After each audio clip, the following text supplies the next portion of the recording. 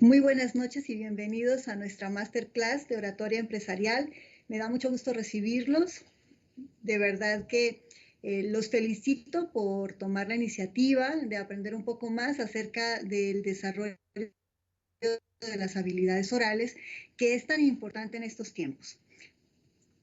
Pues respetando su tiempo y su puntualidad, vamos a dar inicio a nuestra masterclass de este día.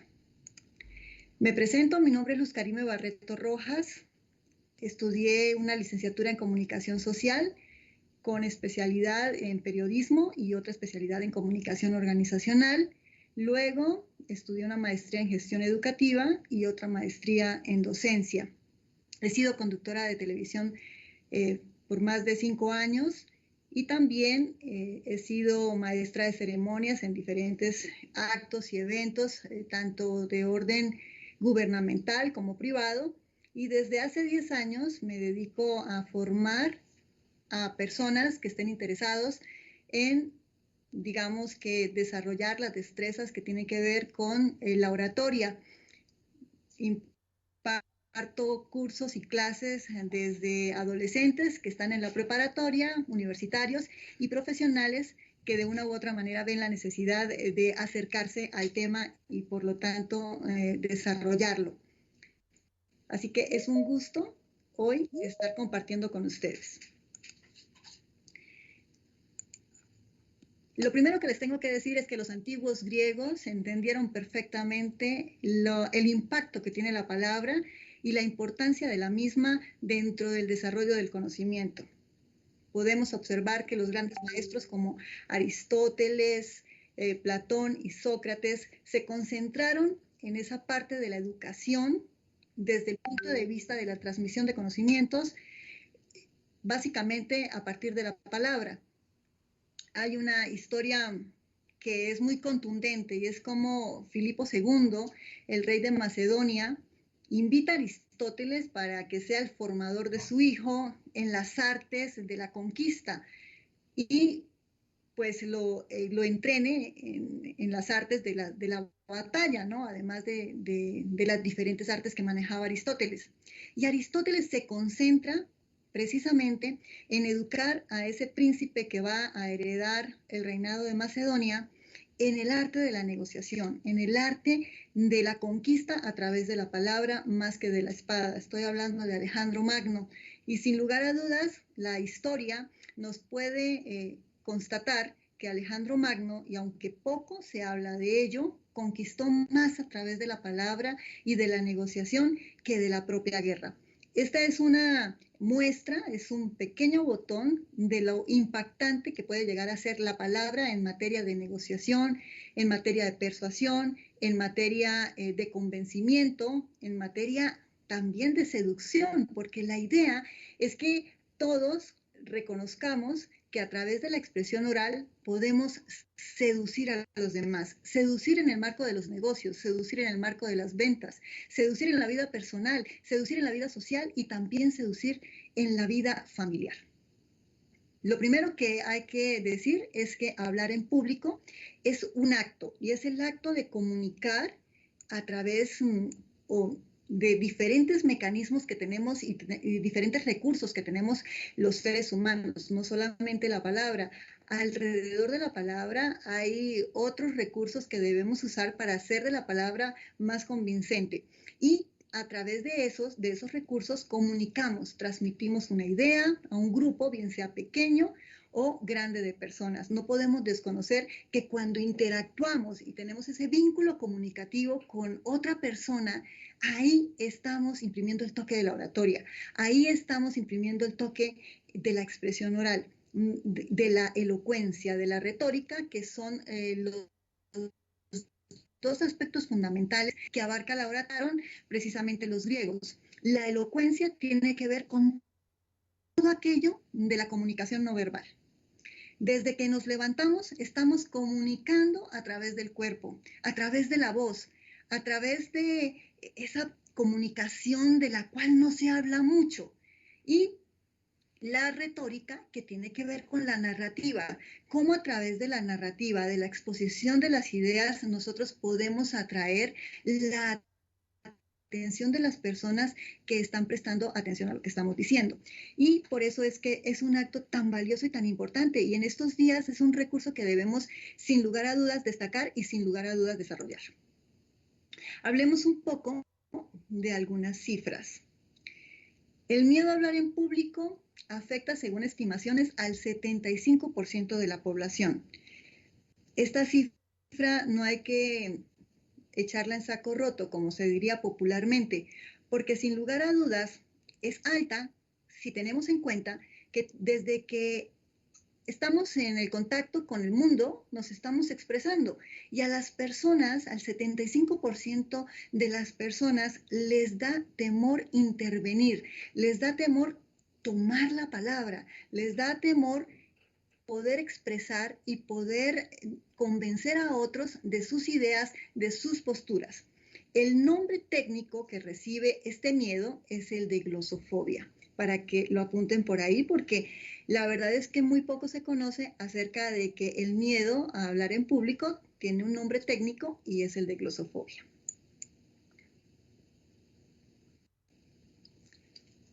¿Alguno de los presentes me quiere ayudar a leer la presentación? ¿Alguien se anima?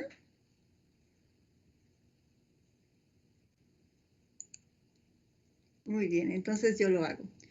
Un estudio de Forbes indica que sus encuestados afirman que su mayor miedo es hablar en público, incluso por encima de la muerte.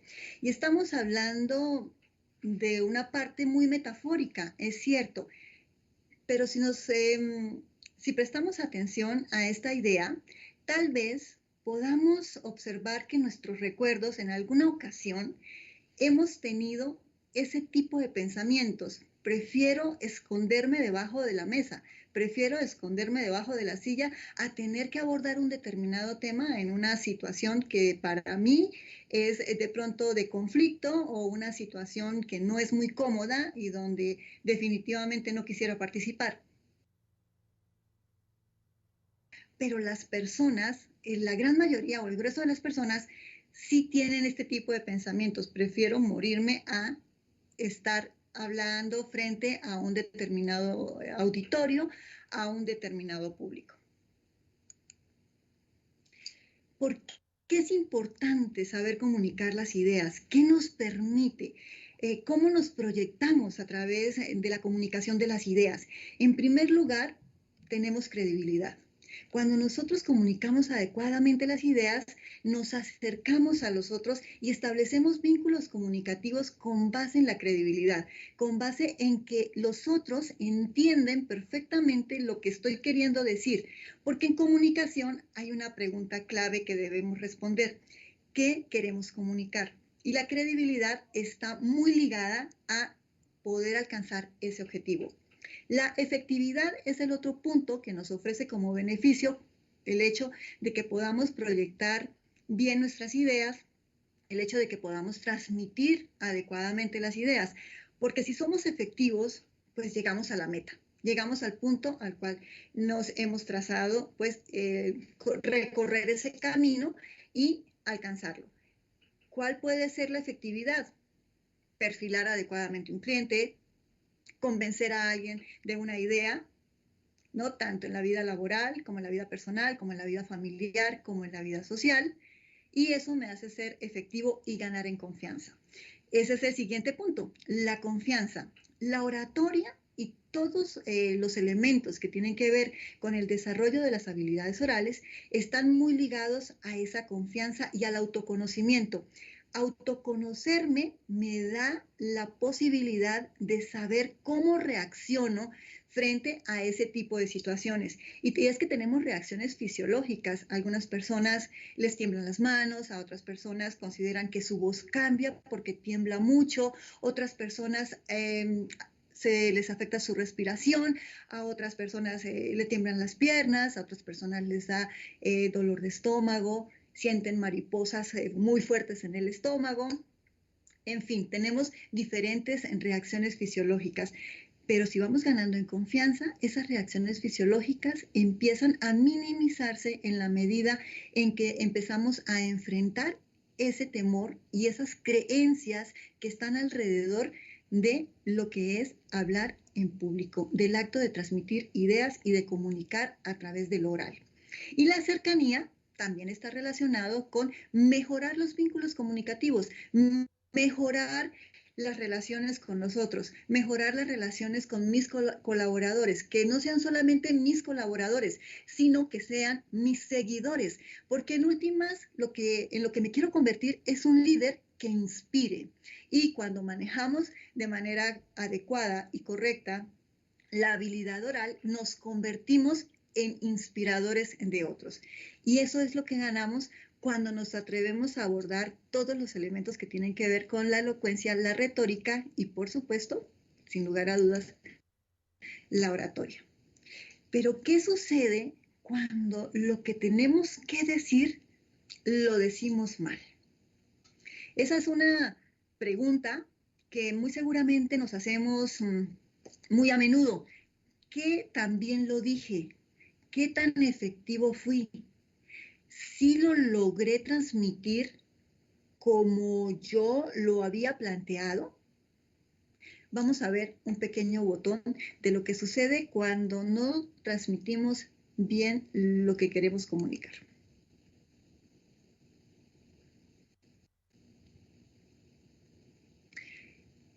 ¿Ya están viendo la pantalla con el video? Por favor, alguien que me diga.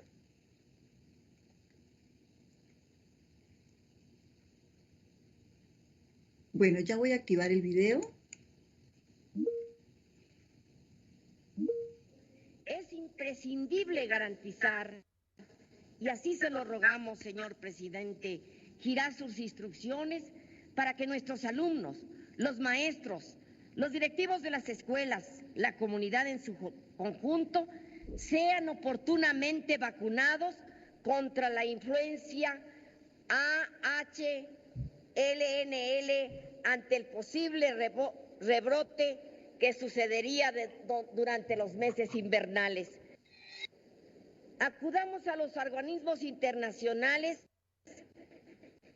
que tanto elogiaron la responsabilidad de México frente a la reciente pandemia, para que apoyen al país frente a las nuevas eventualidades que es posible sucedan.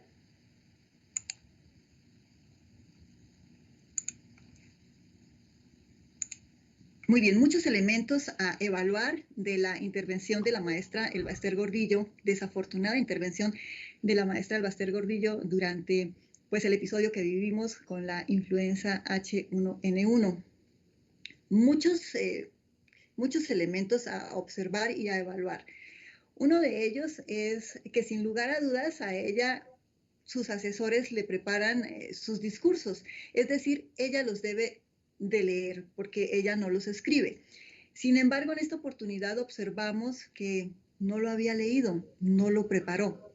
2, tiene muchos problemas de dicción, no pronuncia bien las palabras, pronuncia inadecuadamente el nombre de la enfermedad, ¿no? Y entonces esto inmediatamente genera un distractor en la audiencia que la está observando.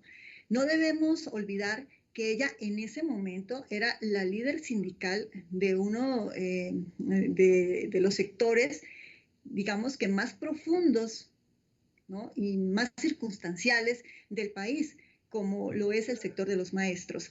Así que su imagen inmediatamente se ve afectada en materia de credibilidad, porque una persona que maneja así el liderazgo es una persona que no genera confianza, que no genera credibilidad, que no genera también ese convencimiento de que debe estar en ese lugar en el cual ella está en ese momento o que representa.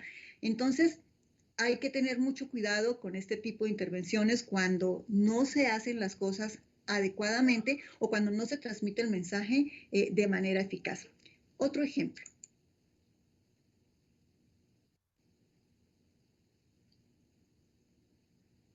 Activo el video. En la gira del presidente Enrique Peña Nieto a París, Francia, en la sede de la OCDE, tuvo un tropiezo verbal que se hizo viral. Dijo volvido en lugar de vuelto. Escucha usted. El testimonio de los avances que México ha tenido, del éxito y del referente que se ha volvido para otras naciones. Muy bien. Era en ese momento el presidente de la República, el presidente que se está dirigiendo a un escenario como el de la OCDE y donde tiene este lapsus, este percance de una mala conjugación del verbo. Pero no es cualquier verbo, porque es un verbo que se le corrige a los niños. Los niños son los que no saben de manera correcta conjugar ese verbo. Así que llama profundamente la atención de cómo en el momento en el que él está improvisando no sabe conjugar el verbo.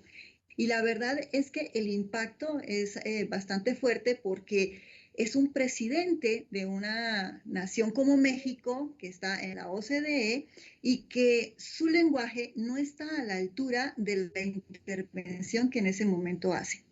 Así que todos estos detalles y todos estos, digamos que apuntes y botones que les estoy mostrando, nos llevan a pensar en que definitivamente sí necesitamos prepararnos de manera adecuada para asumir el reto de poder intervenir frente a otras personas. No hay que tomar a la ligera el hecho de que la expresión oral es una forma de establecer relación con el mundo, con lo que nos rodea. Y por eso les puedo decir que la diferencia entre un buen discurso y un gran discurso está en la preparación, pero también en la pasión, porque tal vez a la maestra Albaster le hizo falta preparación y tenía mucha pasión, porque lo dice como buena política. También Enrique Peña Nieto lo dice con pasión, como buen político, pero les hace falta la preparación que los haga hacer ver dentro de su papel, dentro de su rol como personas congruentes. Hoy hablaremos un poco acerca de uno de los tópicos que tiene la oratoria, y es la improvisación. Cuando estamos en juntas o en reuniones, muchas veces nos piden que hagamos una intervención para ahondar en el tema. Y ahí es cuando decimos, oh, no, ¿por qué? ¿Cómo es posible que me lo diga en este momento? Puede ser el director, puede ser el jefe, puede ser el dueño, pero nos pide esa intervención y debemos de asumir la solicitud. Así que vamos a hablar acerca de lo que sucede y cómo enfrentar este tipo de situaciones que están ligadas a la improvisación.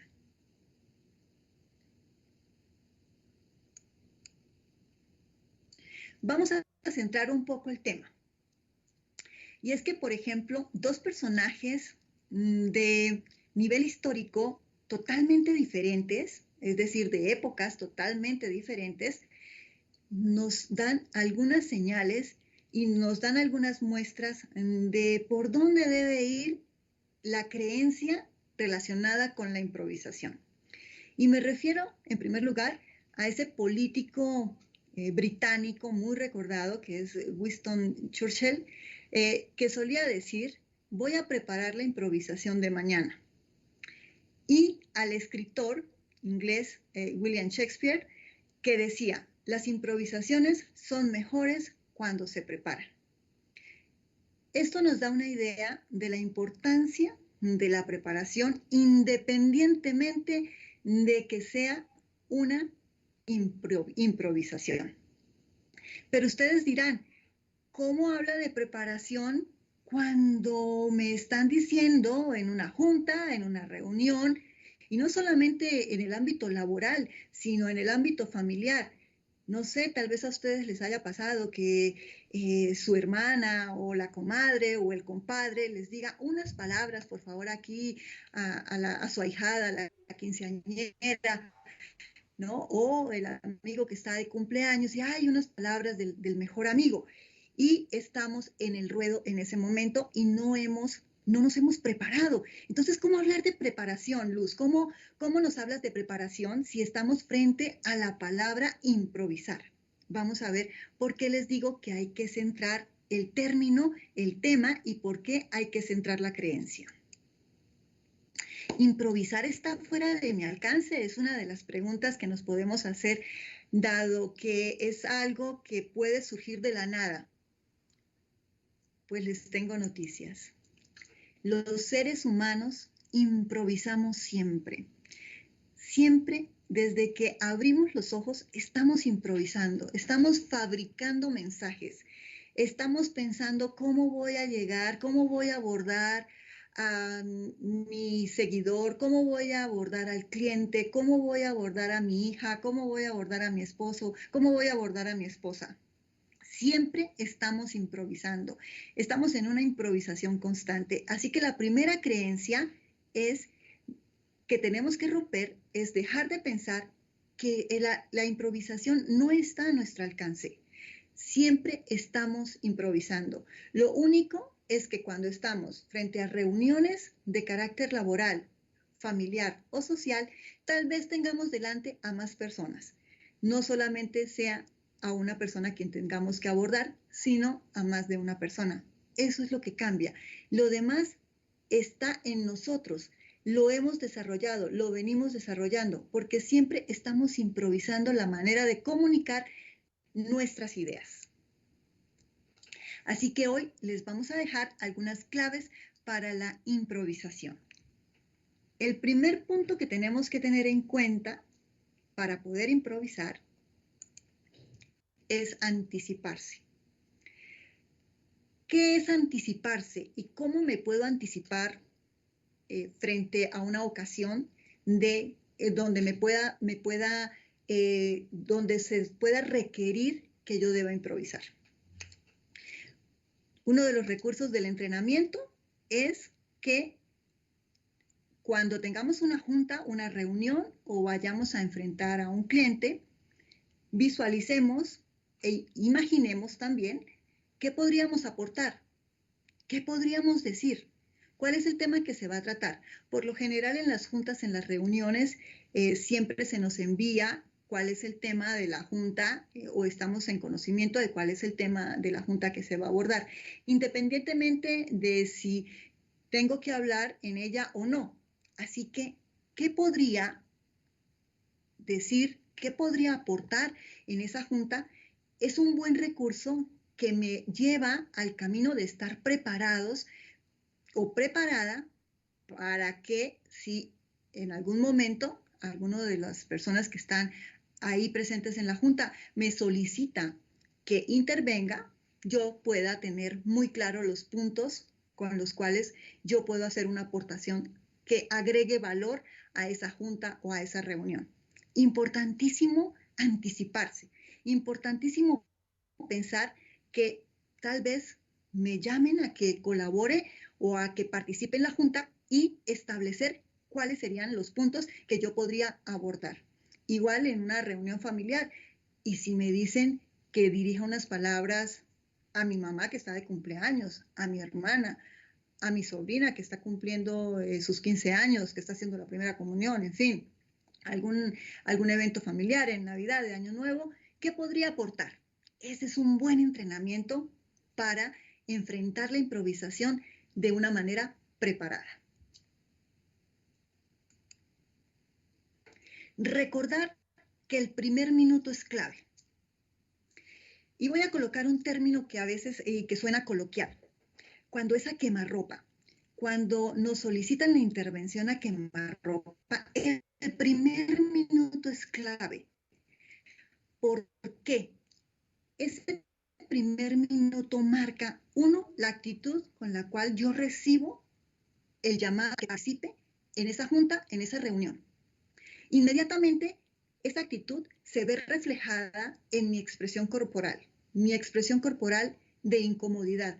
Las expresiones faciales, que es un tema que se aborda profundamente ya en el curso de oratoria empresarial, las expresiones faciales hablan perfectamente del estado emocional en el cual me encuentro, si estoy en una situación cómoda o si estoy en una situación incómoda.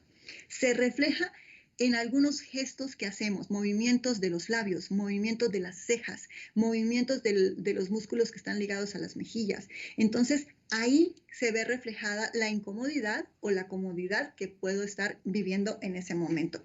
Así que enfrentar ese primer minuto con la actitud de captar la atención de las personas que están a mi alrededor y demostrar la comodidad. No tengo por qué sentirme incómodo si es un tema que yo diariamente manejo o si es un tema que forma parte de mi quehacer dentro de la organización. Así que lo primero que tengo que hacer es pensar en cómo capto la atención. Y captar la atención está relacionada con la actitud, con mostrar comodidad, con no mostrar el temor, con no mostrar esa parte de no lo quiero hacer, pero me toca hacerlo. Esa actitud es importantísima. Y olvidarse de las reacciones fisiológicas, como por ejemplo que puedan sudar las manos, que el rostro en algunas personas inmediatamente se pone de color rojo frente a una situación inesperada. Olvidarse de esos puntos. Ese no es el centro de atención en ese momento. El centro de atención es el mensaje, los puntos que voy a transmitir. Por eso el primer minuto es clave. Inmediatamente ahí capto la atención de la audiencia a través de la actitud. Y es que todos tenemos esa experiencia para improvisar y por eso quiero fracturar esa creencia que tenemos los seres humanos de pensar que no podemos improvisar o que nos cuesta trabajo improvisar, porque siempre lo estamos haciendo. Así que un buen pensamiento para fracturar en ese momento esa creencia es centrarse en que no es la primera vez que lo voy a hacer. Simplemente que tengo más personas delante de mí y que el reto pues es transmitir el mensaje más claro, ¿no? De una manera que lleve de manera contundente, pero tranquilizarme. Ese pensamiento de no es la primera vez que voy a improvisar, ya lo he hecho y estoy en condición de hacerlo, me tranquiliza, baja los niveles de estrés y mi cerebro piensa de mejor manera y mis ideas afloran, fluyen de mejor manera. Ganar tiempo. Ese es otro punto clave. ¿Cómo lograr ganar tiempo para que mi subconsciente organice las ideas? El anticiparse es importantísimo porque ya llevo los tópicos, los temas claves que puedo tratar.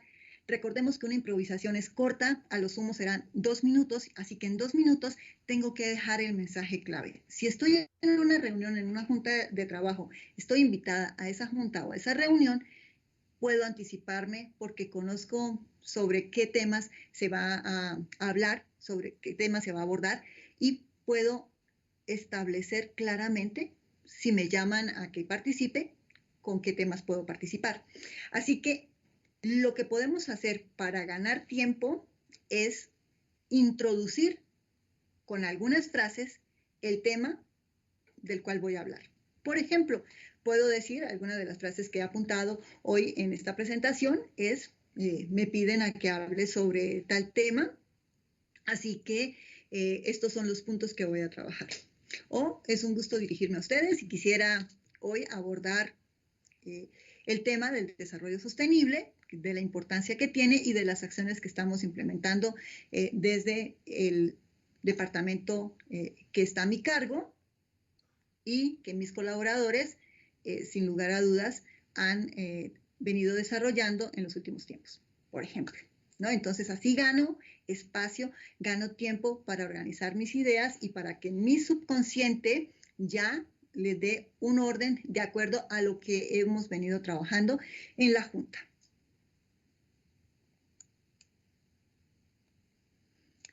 Este punto está relacionado con el que estaba tratando anteriormente y es ordenar las ideas. Enunciar el tema y enumerar los tópicos que voy a manejar o a trabajar, ¿no?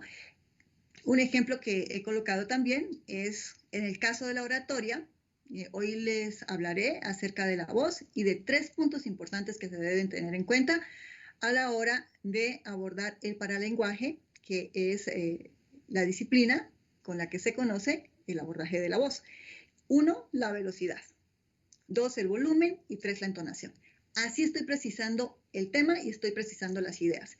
Y de ahí no me voy a salir de esos 3 tópicos. Por lo general, en 2 minutos alcanzamos a abordar 3 tópicos, no alcanzamos a abordar tantos tópicos. Entonces, es importante que tengamos clara la precisión y las palabras claves que son las que nos van a acompañar y las que vamos a desarrollar.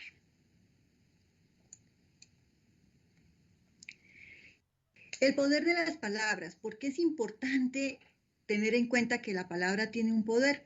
Porque tiene un impacto que, sin lugar a dudas, nos permite proyectarnos como seres humanos.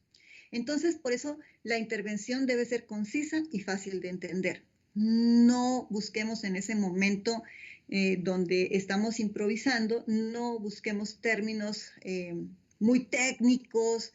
Vamos a colocarlo en palabras así más coloquiales, rebuscados, términos rebuscados, no concisos, claros, fáciles de entender, ideas muy concretas, no tan largas, pero muy puntuales.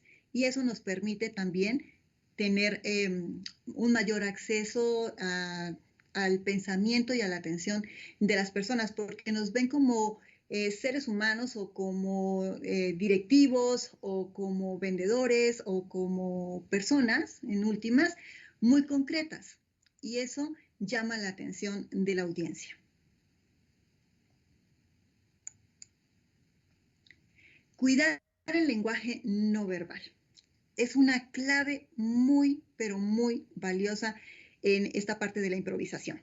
Recordemos que no es un discurso preparado, por lo mismo y tanto, tal vez no tengamos esa seguridad y esa confianza que nos da la preparación, pero sí es un discurso que está ligado a ese lenguaje no verbal y verbal, y por eso tenemos que cuidar que vayan a la par, tanto las expresiones del manejo de las manos, las expresiones faciales, la voz y los movimientos, los ademanes y los gestos que vayan muy, digamos que ligados con las palabras que estamos diciendo, con la velocidad de las palabras que estamos diciendo, con el tono.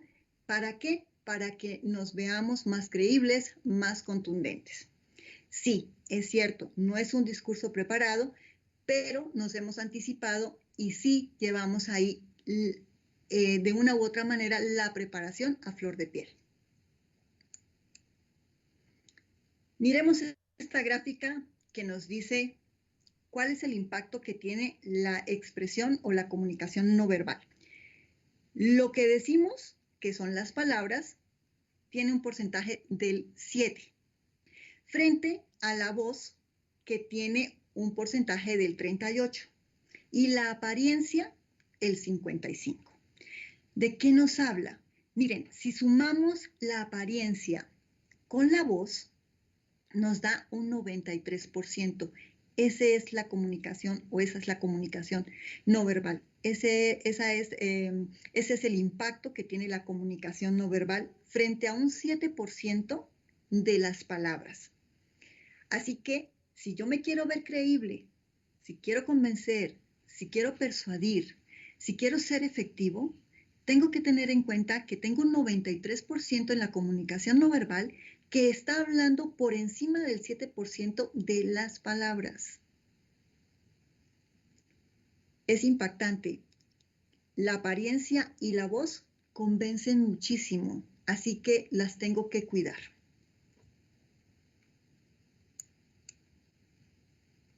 Algunos elementos de lo no verbal que debemos tener en cuenta.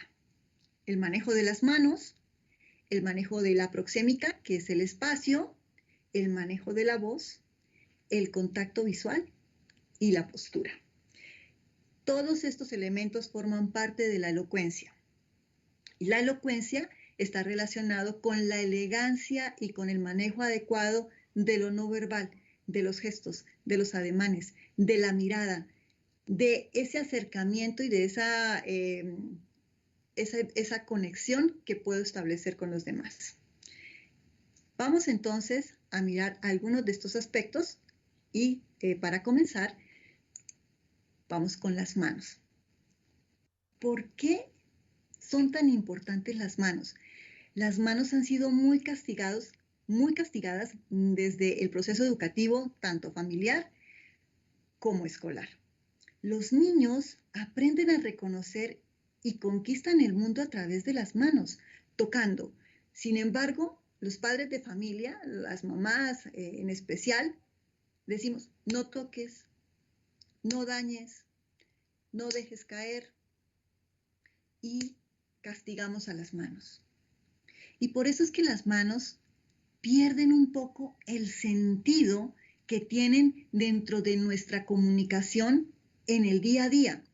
Las manos son fundamentales para establecer relaciones con nuestro entorno y con los demás. Aristóteles y el propio Anaxágoras hablaban acerca de la relación que tenían las manos con el conocimiento y la inteligencia. Anaxágoras, por ejemplo, decía, el ser humano logrará su máximo desarrollo en la medida que descubra su vínculo con las manos. Y es que, de verdad, las manos forman parte de la comunicación no verbal en gran medida porque las manos son esa extensión de la palabra. Sin embargo, es triste pensar que cuando estamos interviniendo frente a otras personas, no sabemos dónde colocar las manos. Muchos de mis estudiantes me dicen, maestra, Luz, pero ¿en dónde pongo las manos?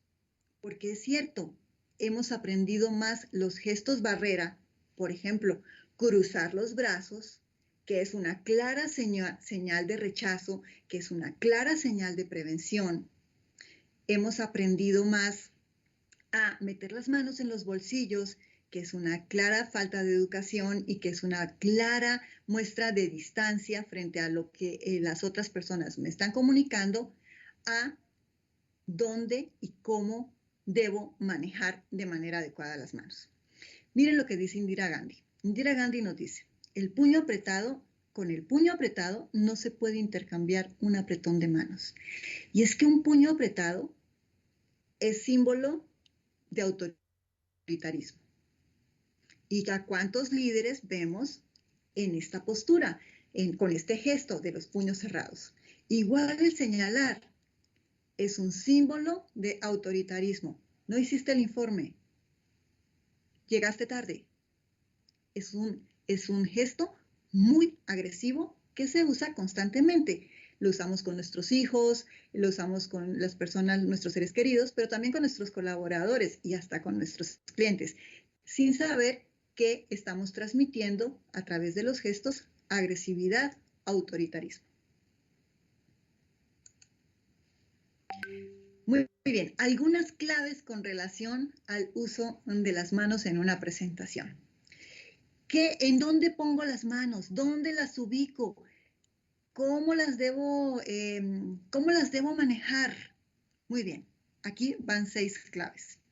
Las palmas de las manos hacia arriba y hacia el frente. En señal de apertura, estoy abierto, estoy en una posición cómoda, como buen receptor, para recibir y para también dar información. Las palmas de las manos en reversa. ¿Cómo es esto, Luz, de las palmas de las manos en reversa? Muy bien, cuando tengo las manos hacia afuera, las palmas de las manos hacia afuera, puedo hacer esto para decir, estoy convocando, quiero que formen parte de, hagamos alianza, forman parte indispensable de mi equipo. Usted es parte fundamental de lo que quiero lograr, del objetivo de la empresa. Estoy convocando. Este es un gesto de las manos o de las palmas de las manos en reversa. La palma lateral, muy usada por Barack Obama. Barack Obama usa mucho este gesto en señal de estoy seguro de lo que estoy diciendo. Y no es nada agresivo comparado a este gesto que es mucho más agresivo, ¿no? Entonces la palma lateral también convoca, la palma lateral también acerca, hace una conexión muy amigable, muy cercana con las personas. Las manos entrelazadas, y nos equivocamos cuando hablamos de las manos entrelazadas, pensamos que son estas manos entrelazadas. Recordemos que cuando hay rigidez, estoy hablando de un gesto barrera, estoy hablando de incomodidad, a diferencia de este gesto, que es un gesto de comodidad, que es un gesto de relajamiento al abordar un tema. Así que este es el gesto adecuado de las manos entrelazadas. Las manos en forma de pinza, muy usada por Donald Trump, que es un artista del manejo de las manos. Este señor, de verdad que políticamente hablando, pues muy estudioso del uso adecuado de las manos, él maneja mucho este gesto, que es la mano en forma de pinza. Es un gesto también que transmite seguridad. Y cuando ya tenemos a la audiencia enganchada, cuando la audiencia está en nuestras manos, porque el mensaje ha sido emotivo, porque el mensaje ha estado lleno de muchas características que llaman la atención de la audiencia, porque la audiencia se siente conectada con lo que estoy diciendo, puedo finalizar con un puño y lo lograremos. Y es la mejor alianza. Y somos equipo, simplemente para reforzar esa parte emotiva del cierre, nada más. No esta señal usada recurrentemente, no, al finalizar para reforzar el mensaje, nada más. Algunas fotografías que nos muestran un poco lo que les estoy hablando es, por ejemplo, este manejo de Barack Obama. Barack Obama es uno de los grandes oradores que tenemos en estos momentos, en estos tiempos. Y si ustedes observan, siempre con las palmas hacia afuera en señal de apertura, en señal de confianza, en señal de quiero formar parte de lo que ustedes piensan. Escuchen mi mensaje que les tengo que decir, cosas que los benefician. Entonces, él siempre con las manos, sus palmas hacia afuera, ¿no? Lo observamos también en esta fotografía, en esta intervención. Y aquí estamos hablando de las manos cuando las colocamos y las vamos a llevar de reversa. Esta también es una postura que podemos usar y que está bien porque está en señal de apertura. Otros ejemplos de los cuales les estaba diciendo es, digamos que la mano en forma de pinza, que es esa está un poco más hacia arriba, la podemos hacer de esta manera, más hacia el frente y también de esta manera. Barack Obama, por ejemplo, siempre finalizaba o en la gran mayoría de la finalización de su discurso usaba este gesto, ¿no? Con las manos, como diciendo, estoy empatando todo lo que he dicho con lo que ustedes son. Y también este gesto de convocar, también de llevar hacia mí y de convocar. Puedo terminar, si el discurso, el mensaje, lo que estoy diciendo quiere lograr generar sentimientos emocionales más fuertes, puedo llevar mi palma hasta el corazón, que es una expresión de emotividad absoluta.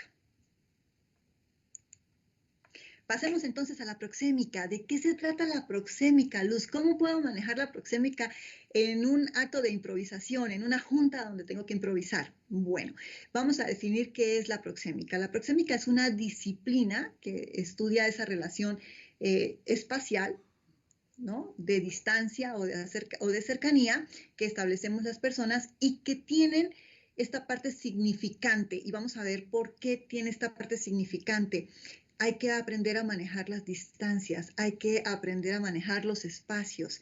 Y no solamente estamos hablando de la proxémica desde el punto de vista de la relación que tengo con el otro, sino también, por ejemplo, de algunos de elementos que se colocan, digamos que los adornos que tenemos en nuestras casas, el mobiliario que tenemos en las oficinas, ¿no? Eso también habla de cuál es el ambiente que estamos generando a nivel de nuestra parte laboral o también de nuestra parte familiar, ¿no? Y también social, sin lugar a dudas. Sin embargo, esos espacios hablan también, comunican y comunican mucho. ¿Qué comunica la distancia? Bueno, la proxémica comunica niveles de intimidad, ¿no? Los que están muy cerca a nuestro alrededor, ¿qué tan cerca deben estar de nuestro alrededor? Puede que en una junta de trabajo, en una reunión, alguien tome mucha distancia y eso se puede leer como un acto de incomodidad. También cuando las personas se nos acercan mucho y rompen esa distancia íntima, que no he dado yo el permiso para que se acerque tanto esa persona, también genera incomodidad, ¿no? Cuando nosotros nos acercamos mucho, por ejemplo, en el caso de la pareja, ¿no? De las personas que son muy cercanas, si yo me acerco mucho, estamos también indicando que queremos afecto. Sobre todo los niños y las niñas y los adolescentes, cuando necesitan afecto, buscan el abrazo del papá, buscan el abrazo de la mamá. Y no hay que negárselos porque la distancia, ese buscar, esa cercanía, lo que en realidad nos está queriendo decir es que en ese momento se está pasando por algo muy sensible y se necesita ese confort que da la intimidad, que da la absoluta cercanía con la persona a la cual yo autorizo para que se acerque. Muy bien, también dejamos que a nuestra burbuja, ¿no? Se acerque personas también del entorno laboral, ¿no? ¿Por qué no decirlo así? Y que ocupen nuestro espacio personal, pero siempre manejando el respeto, porque en los ambientes laborales es importante mantener esa burbuja que genera el respeto y genera la sana convivencia, ¿no? También nos mostramos, sin lugar a dudas, incómodos con las personas cuando nos distanciamos de ellas, ¿no? La distancia, el espacio que dejamos con las personas, también nos muestran si esas personas son cercanas o no son tan cercanas a nosotros, si generan en nosotros comodidad o incomodidad, y hay que tenerlo en cuenta. Algunas culturas, y todo en comunicación tiene que ver con percepción, todo en comunicación tiene que ver también con los aprendizajes, la imitación cultural. Y hay culturas donde el manejo del espacio es totalmente diferente, digamos que a la nuestra, ¿no? A la mexicana. Por ejemplo, las culturas asiáticas, el saludo y la distancia es mucho más, no es tan cercana, por decirlo así, como en nuestras culturas latinas, donde somos como más efusivos a la hora de saludar. Las culturas asiáticas no son tan efusivas a la hora de saludar, respetan mucho esta parte de la distancia. El beso en el saludo no es una característica en las culturas asiáticas, la reverencia sí. Así que también tenemos que aprender a leer esta parte cultural si tenemos de una u otra manera la relación con esta parte de la comunicación intercultural, que es también muy valiosa y que la tenemos que tener en cuenta. Por ejemplo, también los colores, ¿no? En la cultura asiática, el blanco es el luto, se demuestra el luto con el blanco. Para nosotros, el luto se demuestra con el color negro. Algunas imágenes, ¿no? No solamente es esa parte espacial, ¿no? O de cercanía o de distancia. Hay una zona íntima, hay una zona personal, hay una zona social y hay una zona pública, ¿no? En la parte de la proxémica manejan unos estándares de espacio que tenemos que aprender a reconocer, y también, digamos, en la parte laboral, pues hoy por hoy ya los espacios, la distribución de los espacios es totalmente diferente en las zonas laborales, ¿no? Y también la ubicación del mobiliario en las diferentes empresas. Otro punto importante que tenemos que tener en cuenta a la hora del desarrollo de la expresión oral es evitar las muletillas y los sonidos repetitivos. ¿Qué son las muletillas? Son esas palabras que repetimos constantemente y que cansan a la audiencia. Tenemos que aprender a reconocer cuáles son esas palabras que repetimos constantemente.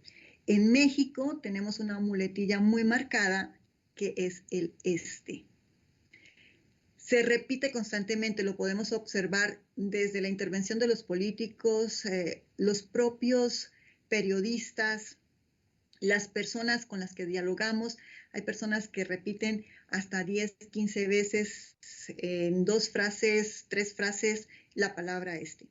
Son palabras que cansan, son sonidos que son repetitivos. Y no solamente es la palabra este, bueno, para iniciar una frase, que es otra palabra a la cual se recurre mucho en México, sino también sonidos.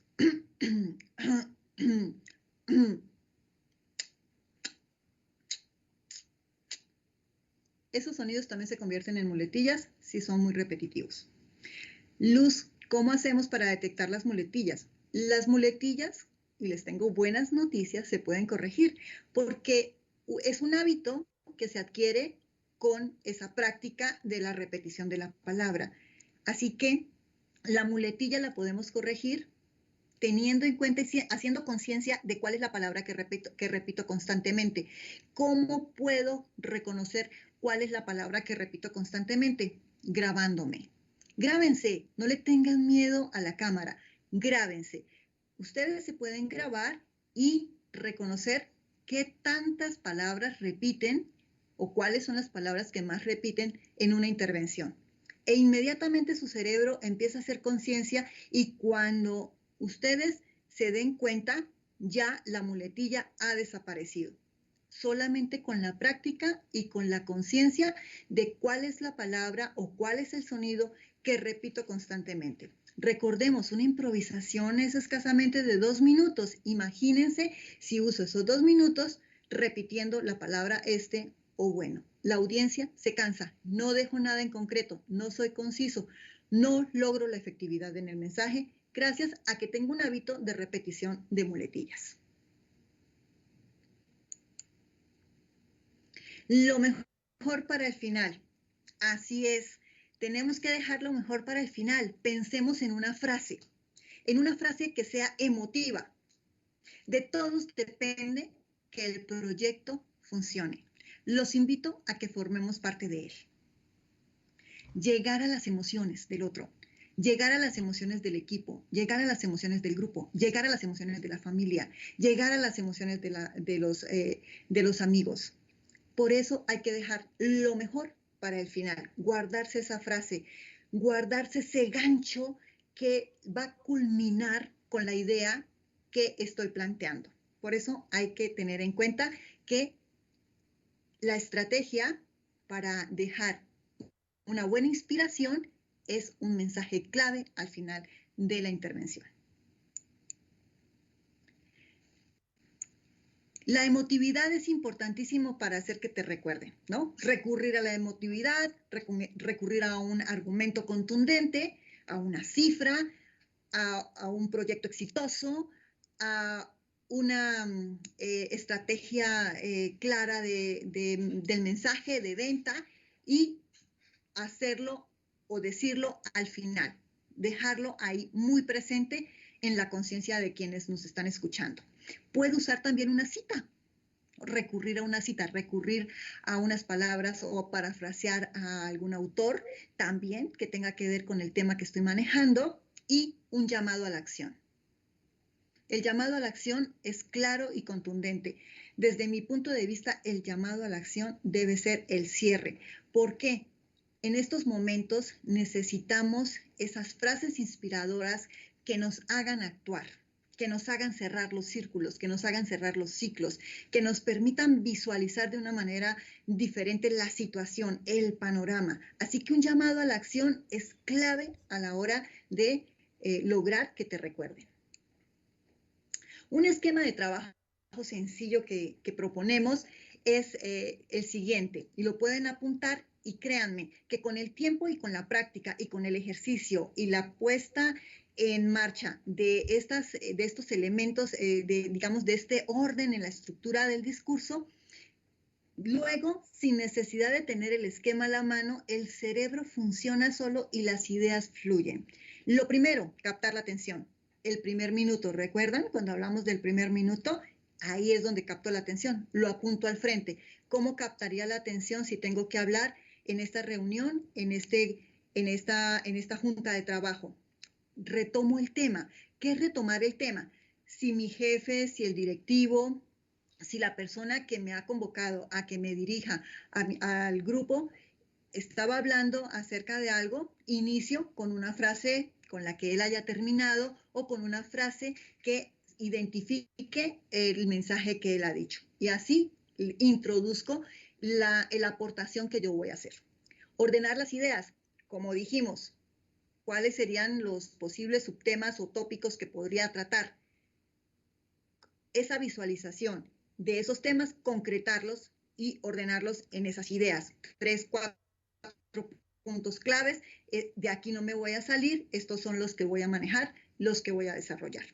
El cierre, que tiene que ver con esa conclusión de la intervención que he hecho y la invitación a la acción, es decir, dejar esa semilla que le permite al otro entender que necesitamos poner en marcha algún plan de trabajo, algún acercamiento, alguna alianza, en fin, lo que pueda llevar o redundar en cumplir con el objetivo que se está trazando.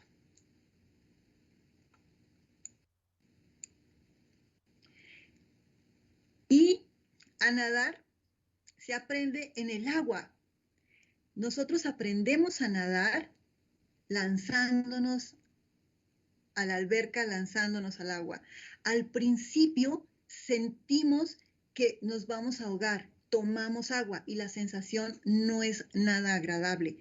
Pero en la medida en que practicamos, en esa medida vamos tomando confianza en el agua, vamos tomando confianza en nosotros mismos y flotamos, aprendemos a flotar. Solamente con la práctica a nivel de el desarrollo de las habilidades orales podemos avanzar.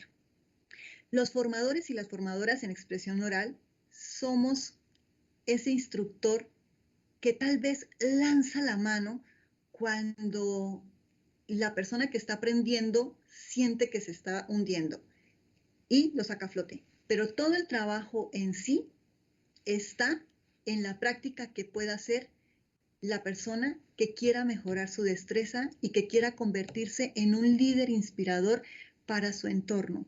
No solamente su entorno laboral, sino los demás entornos con los cuales nos relacionamos en el día a día. Así que la invitación es a aprender a nadar en las habilidades orales, lanzarse al ruedo, lanzarse al escenario, aprovechar cada ocasión que pueda para intervenir, para alzar la mano y exponer una idea. Ese es el mejor recurso que tenemos para lograr avanzar y tener confianza, lograr credibilidad, perder el miedo. El miedo no desaparece, pero se puede controlar. El miedo y las reacciones fisiológicas que genera se pueden minimizar. Hay que confiar. Confiar porque la oratoria nace de la esencia de cada uno de nosotros. Sin la esencia de cada uno de nosotros, la oratoria no funciona. Por eso los oradores tienen estilos diversos, estilos diferentes. Ni siquiera Barack Obama y Michelle Obama, que son dos excelentes oradores, tienen el mismo estilo para dirigirse a sus audiencias. Son estilos totalmente diferentes porque son seres humanos individuales y la oratoria parte de la esencia de cada uno de nosotros. Por eso es importante que tengamos en cuenta que descubrir cuál es mi estilo, descubrir cuál es la esencia fundamental, que es la base, es lo que hace sólido esa plataforma para poder proyectarme a nivel profesional en los negocios y demás, nace de lo profundo. No nace de la parte externa, nace de lo profundo de mi ser. Así que hay que confiar en lo que somos, hay que confiar en lo que sabemos y hay que confiar en lo que podemos aprender y desarrollar. Muy bien, hasta aquí es nuestra clase, nuestra masterclass del día de hoy. Si hay alguna pregunta, estoy a su disposición para que la podamos hablar, platicar, conversar, poner sobre el tapete alguna de sus inquietudes. Sí, Mario, adelante. Muchas gracias. Pues nada más luego preguntarte si te puedo contactar para alguna clase o algo así en el correo que me mandaste. Sí, Mario, por supuesto. Ahí está mi número de WhatsApp. Con muchísimo gusto, estoy a la orden. Nosotros tenemos planteado un curso de oratoria empresarial muy dirigido a los negocios, donde miramos más a profundidad algunos de los tópicos que hoy hemos tocado. El curso consta de 8 horas, 4 horas de la parte de elocuencia y 4 horas de lo que se refiere a la retórica. Entonces podríamos mirar qué es lo que más te conviene de acuerdo a las necesidades. ¿El número es este que empieza con 722? Así es. Así es, ese es el número, Mario. Muy bien. Pues muchas gracias. Sí, agradecerte ahí haber compartido la clase. No, con muchísimo gusto. Te felicito, los felicito. De verdad que los felicito por tomar la iniciativa de querer explorar esta parte de las habilidades orales que son tan importantes hoy por hoy.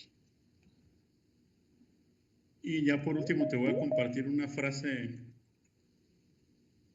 en el chat. Sí, adelante.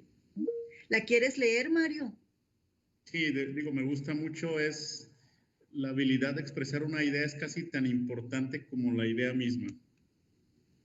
Por supuesto, por supuesto. Y me recuerda mucho a otra frase de Lee Iacocca, un gran orador que fue precursor de la industria automotriz, de Ford y de Chrysler, que decía que puedes tener una excelente idea, pero si no sabes transmitirla, es como si no la tuvieras.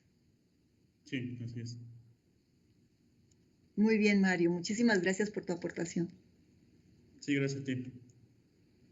Muy bien, pues damos por finalizada nuestra masterclass. Les agradezco muchísimo que se hayan conectado y los espero en una siguiente masterclass que podamos invitarlos y que podamos tocar otros puntos importantísimos de la oratoria, porque de verdad que hay muchos otros aspectos que vale la pena profundizar. Muchas gracias, que descansen, que estén muy bien.